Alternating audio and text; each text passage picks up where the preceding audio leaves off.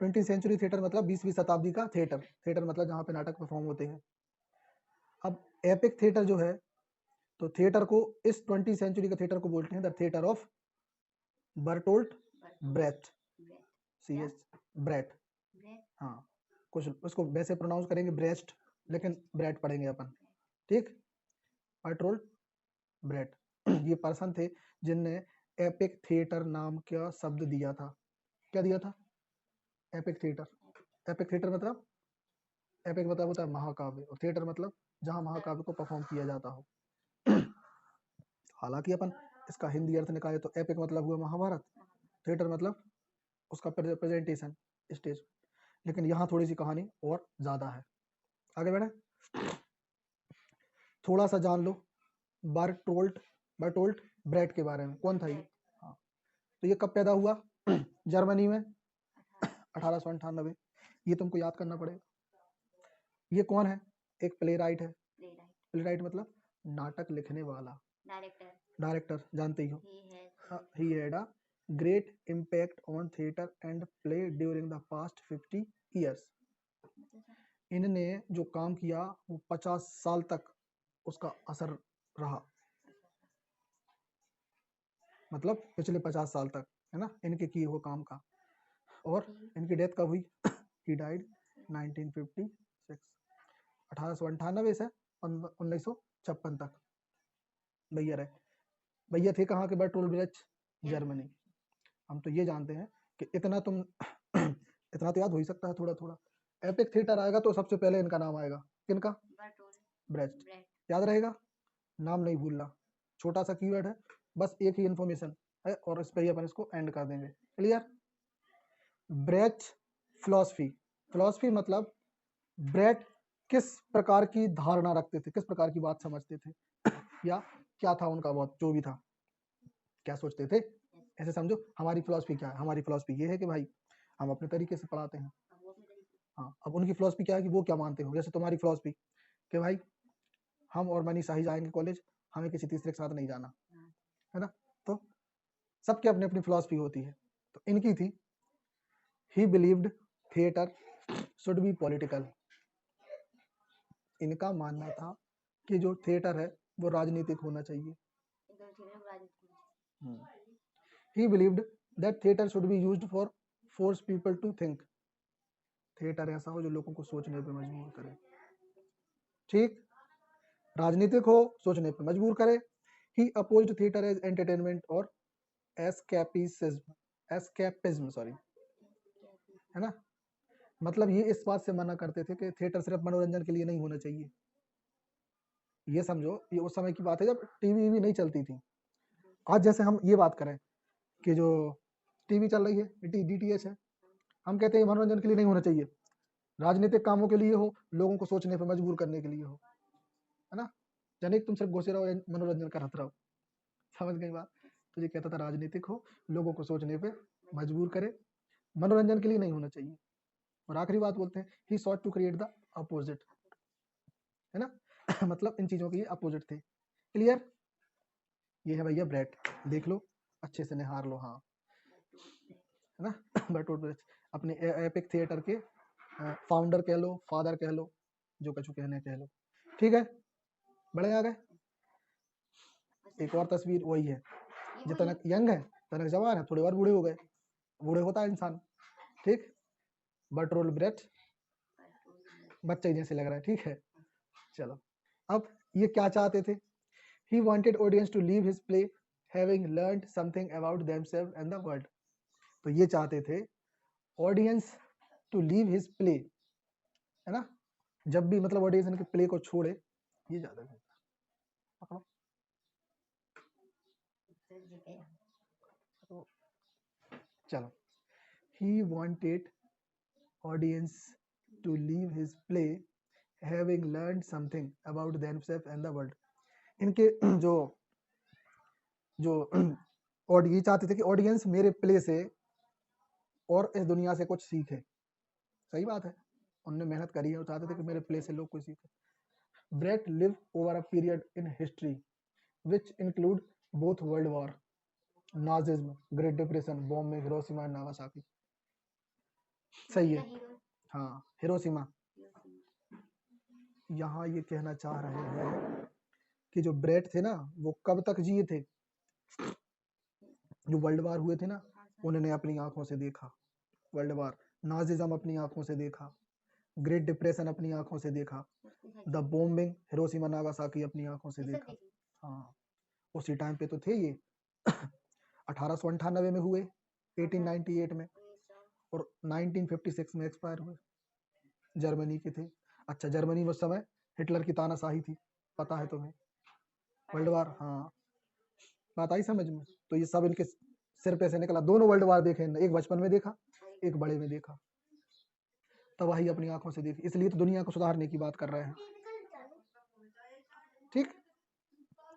It is not supporting the Brett used theater to get his political message across. It is not surprising. वो इस बात से surprise नहीं होते थे that Brett used the theater to get his political message across. हमें इस बात से बिल्कुल भी सरप्राइज नहीं होना चाहिए कि जो ब्रेट हैं वो राजनीतिक मैसेज पहुंचाना चाहते थे, काय के थ्रू, थिएटर के थ्रू, कि पब्लिक को पता चले कि इस दुनिया में हो क्या रहा है, सबको पता चलना चाहिए। उस समय टीवी नहीं चलती थी ना, सिर्फ थिएटर था, लोग परफॉर्म करते थे यहाँ से वहां जाकर, आया समझ। तो ये कहानी थी। हाँ, अब देखो जर्मनी 1930 का ये एक फोटो है, ये जर्मन सैनिक, ये सैनिक के साथ ये लोग फोटो खिंचवा रहे हैं, ऐसा दिखता था। अच्छी शानदार पिक है ये 1930 का जर्मनी। ठीक, ये भी जर्मनी। सर ये हाँ, ये चिन्ह अपने भारत का नहीं है, सीधा है तो भारत का है, तिरछा कर दिया तो जर्मनी का। हिटलर का चिन्ह था ये, स्वास्थ्य। और ये जो हाथ उठे हैं ना, ये हिटलर का सलाम है, इसको हिटलर सैल्यूट बोलते हैं, नाजी जर्मनी। हाँ, ठीक। फिर पढ़ो क्या है, atomic bombing of Hiroshima.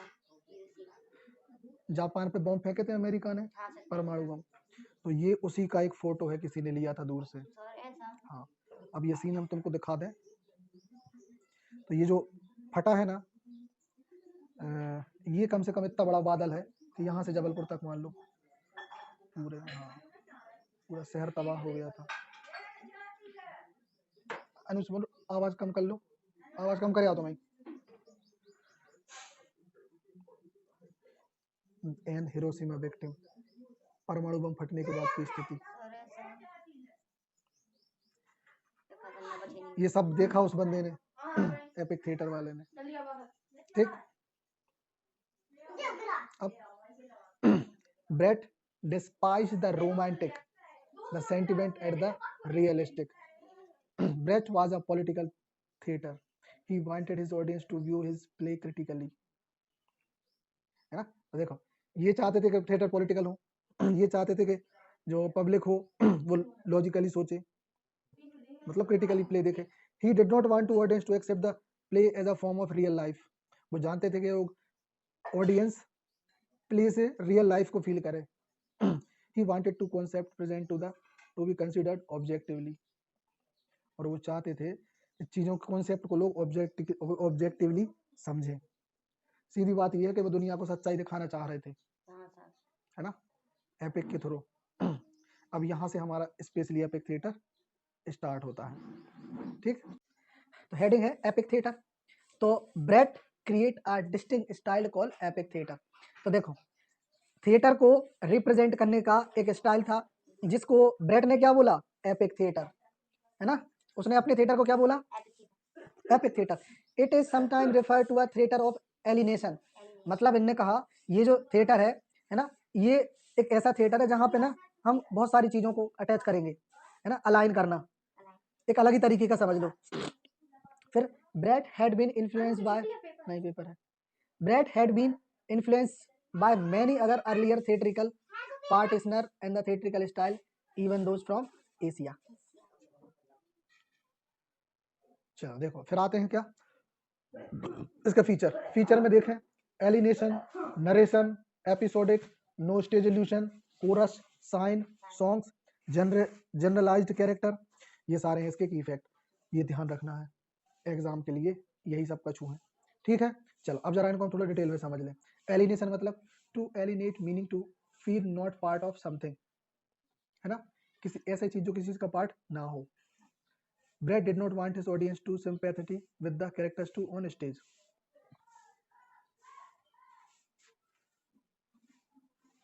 Bread ये कभी नहीं चाहते थे कि जो पब्लिक है वो स्टेज के कैरेक्टर के साथ सिंपैथी रखे, सांत्वना रखे। सही से समझ लीजिए। हाँ, देखो to alienate means to feel not a part of something. इसका मतलब होता है, एलिनेट का मतलब होता है किसी भी चीज का हिस्सा ना होना, किसी भी चीज का हिस्सा ना होना, ऐसा महसूस करना। ऐसे समझो तुम्हारे कॉलेज में लड़ाई हो गई, हाँ सर, है ना, तुम बाबा हती, मगर तुम फिर भी एहसास नहीं हो रहा, हम तो थे ही नहीं, हाँ सर, समझ गए, क्या तुम एक्टिव नहीं थी, झगड़ा हुआ था, तुम मन से रेडी हो क्या, तुम उसका हिस्सा नहीं हो। ओके, फिर Brecht did not want his audience to sympathise with the character on stage. Brecht ये कभी नहीं चाहते थे, ना उन्होंने कहा भी चाहा कि वो स्टेज के जो कैरेक्टर के साथ सिंपैथी रखें, सिंपैथी मतलब सांत्वना, शांत दया रखना उसके दया। प्रति। He wanted to audience to feel estranged, separate, detached, मतलब वो ये चाहते थे कि जो ऑडियंस है वो थिएटर से खुद को ना सेपरेट ही रखे, अलग ही रखे, उससे अटैच ना कर, अटैच ना हो। He wanted to audience to remain objective, learn from the message being portrayed. तो ये मानते थे ऑडियंस टू रिमेन ऑब्जेक्टिव, लोग ऑब्जेक्टिविटी की तरफ ध्यान दें, learn from message being portrayed. Objectivity को ध्यान में रखते हुए लोग ये सीखें कि थिएटर पे जो परफॉर्म हो रहा है ना उससे कुछ सीख ले, समझ गए, जाने का सिर्फ देख लो टाइम पास करे होगा आज को थिएटर। ठीक, चलो ये छोड़ो। फिर बात करें नरेशन। नरेशन का मतलब ऐसे ही समझ लो, कहानी को प्रेजेंट करना, उसको सुनाना। नरेशन मतलब सुनाना। तो a character was used, often used to narrate during the play, मतलब कहानी को सुनाते हैं कैरेक्टर। ठीक है, फिर episodic, Brecht play consider a short scene, episodic broke up, narration, song and dance. तो एपिसोडिक मतलब होता है छोटे छोटे हिस्से। हाँ, एक पूरी फिल्म है उसके छोटे छोटे हिस्से एपिसोड होते हैं ना, हाँ sir, episodic. Clear, no stage illusion, ऐसे ही समझ लो। स्टेज पे इल्यूजन मतलब होता है धोखा। अब कौन सा धोखा, जो नहीं कहा हमने दोस्त टीम धोखा दे दो, वो धोखा नहीं, हाँ सर, बोलिए। भ्रम, है ना। तो इनके वर्क में स्टेज पे इल्यूजन नहीं होता था। Actors move props around, actors होते थे, कोई भी चीज घुमा फिरा के नहीं बताई जाती थी कि गोल गोल घुमा रहे हो कि समझ ही ना आए। ठीक, नो ब्लैक होल। हाँ, ठीक है। फिर कौन है? हाँ अब ये कुछ फोटोज हैं जो आपको स्टेज का शो करा रहा है, स्टेज पे ही चल रहा है नाटक, स्टेज पे ऐसे लग रहा है हाँ, वहाँ पे वो वर्ल्ड वार का सीन है ना, तो ये एक थिएटर है। ठीक, चलो आगे बढ़े। कोरस पता है, एक्टर्स। ये एंशिएंट ग्रीक टाइम पे यूज होते थे, आसपास के लोग गाया करते थे, वही है, ये है कोरस। सही, कितने भूत जैसे लग रहे हाँ, खतरनाक, ये मेकअप स्टाइल होता था उस समय का। हैं सबका मैं। ठीक, अब कुछ पिक्चर्स हैं। फिर साइंस, साइंस का मतलब होता है कुछ सिंबल, ऐसे समझो, मान लो कि हमें तानाशाही दिखानी है तो हम जर्मन का निशान दें, जर्मन के हिटलर का निशान दिखा दें। जैसे हमें दिखाना है भूत, भूत, भूत का सिंबल दिखाना है तो अपन ने क्या दिखा दिया, हड्डियां दिखा दी। हड्डी। साइन का मतलब समझ रही हो, जैसे हमको दिखाना है दुख, दुख दिखाना है ना, तो एक रोते हुए इंसान का चेहरा दिखा दिया। हाँ सर, प्रेम दिखाना है, फूल दिखा दिया। हाँ। दया दिखानी है, कमल का फूल है, शांति का कोई फूल, सफेद फूल दिखा दिया। आया समझ, बड़े साइन मतलब सिंबल, साइन नहीं सिंबल। फिर सॉन्ग पता है, थिएटर में सॉन्ग होने चाहिए। हाँ सर, फिर जनरलाइज कैरेक्टर, कैरेक्टर को जनरलाइज करना, जनरलाइज करने का मतलब ये होता है कि कैरेक्टर को उसके वर्क में घुसेड़ दो, अच्छे से उसको समझ में आ जाए और पब्लिक से वो कनेक्ट हो पाए। अरे कैरेक्टर कैरेक्टर ना रहे, पब्लिक से जुड़ जाए बिल्कुल, हाँ तभी तो तुम्हें मजा आएगा देखने में, नहीं तो ऐसे में तुम का तेरा होगे। नहीं आया सर। मतलब as epic theatre disgusted audience from identifying with और becoming attached to the character, समझ गए। जनरल रोल वर रिटर्न, बहुत सामान्य सी भाषा में लिखे जाते हैं। अब में दो तीन ऐसे देखेंगे हम, दो तीन प्ले जो तुम्हारे सिलेबस में तो नहीं है, मतलब इस पीडीएफ में है वो, लेकिन एमए में है वो, हमने पढ़ा है उसको, बताएंगे वो कैरेक्टर, मदर करीज करके है एक। ये थिएटर का एक फोटो है जो सामने दिख रहा है। ठीक है, फिर एक्टर्स की बात करें, actor of an stepped out of the action and talked directly to the audience. अब सुनो, एपिक थिएटर, ब्रेट का जो थिएटर था उसमें ये क्या चीज पे ध्यान देते थे कि इनका जो कैरेक्टर है ना वो डायरेक्ट ऑडियंस से बात करता था। हाँ, कि जैसे बोलेगा तूने पाप किया है, तुझे फांसी की सजा दी जाएगी, तो ऐसे करके पूछेगा बताइए आप क्या ये पापी है क्या इसे सजा मिलनी चाहिए समझ गए, ऐसे पब्लिक से करके पूछेगा। ठीक है, ये स्टाइल था। अपन को ले लो। अरे बात समझ जिसका बता रहे हैं इसका हाँ, ठीक है, एक्टर्स था। पब्लिक से डायरेक्ट बात करते थे। ये देखो पूछ रही ठीक है, Mary Streets as Mother Courage talking directly to the audience, audience से बात कर रही, आप बताइए मुझे क्या ये सही है क्या पता ठीक है, गलत है वो तो।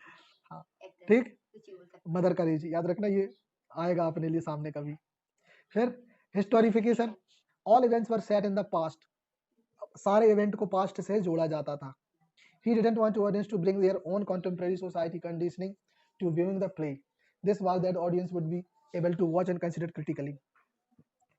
जो चल रहा है थिएटर में, उसको लोग देखो, पहला तो वो हिस्टोरिकली होगा, इतिहास का होगा, पीछे जो हो गया, और लोग इसके बारे में वैसा सोचें, ये इनका वो था। ठीक, फिर स्टेज क्राफ्ट, स्टेज क्राफ्ट का मतलब होता है स्टेज की सजावट हाँ सर। कैसे करी। अब जब स्टेज जैसी सजी होगी वैसा काम होगा। अब bare stage, minimal set, minimal lighting, minimal props, आया समझ। ये सजावट के टाइप हैं, किसी दिन डिटेल में करेंगे इनको। ठीक, रोल ऑफ एक्टर, एक्टर का क्या रोल होता है ये तो अपने को पता ही है, एक इम्पोर्टेंट पर्सन होता है जो लोगों को हंसा रुला सब कुछ सकता है। फिर Brecht turbulent life and the influence of the world politics, चल ये ब्रेट के जीवन का है, इसको तुम देख लेना, है ना और वो समझ लेना। फिर ब्रेट प्राइवेट लाइफ, ये उनका पर्सनल लाइफ के बारे में डिटेल है। हाँ, ये इनकी फर्स्ट वाइफ है ऑफ मैरियन जॉफ। ठीक, फिर हैना क्योप ब्रेट फर्स्ट डॉटर, ये इनकी पहली बेटी है। अब अभी बूढ़ी है, होगी जिंदा होंगी अभी तो बूढ़ी हो गई, सही है, 56 में पैदा हुई होगी, हाँ सर। मतलब 56 में जो तुम्हारे थे ब्रेट, कम से कम 30-34 में हुई होगी ये पैदा। ठीक, सेकंड वाइफ हेलन वेगल, हाँ, Brecht exile from Germany, Germany छोड़ के चले गए। ये और एक डिटेल, ये मतलब जर्मनी छोड़ के यूएस से चले गए होंगे, है ना। फिर ये उनके और डिटेल, ये कुछ फोटोज हैं जो तुम देख लेना। फिर द प्ले, इनके कुछ प्ले हैं, Brecht wrote many plays, good person of Szechwan, है ना। फिर कॉकेजियन, चाक सर्कल, है ना, resistible rise of the Arturo Ui, the life of Galileo, the mother courage and her children, ये आपको एमए के सिलेबस में मिलेगा।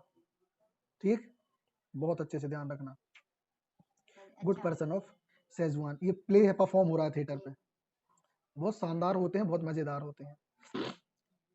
ये पूरा थिएटर, ठीक, ये थिएटर कैजुआना चाक सर्कल, ये प्ले हो रहा है, तो ये बताए उनके जो नाटक है ना परफॉर्म हुए हैं। The resistible life of Arturo Ui, ये उसका pick, the more naturalist design for Arturo Ui, the life of Galileo, Galileo कौन गैलीलियो,